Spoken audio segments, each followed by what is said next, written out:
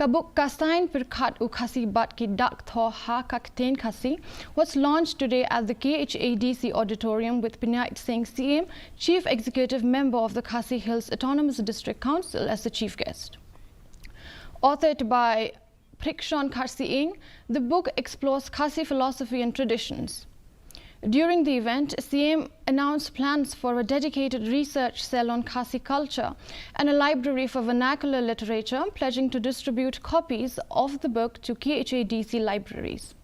The event featured dignitaries including Dr. Ailinti Nongbri, who introduced the book, highlighting the importance of preserving Khasi heritage.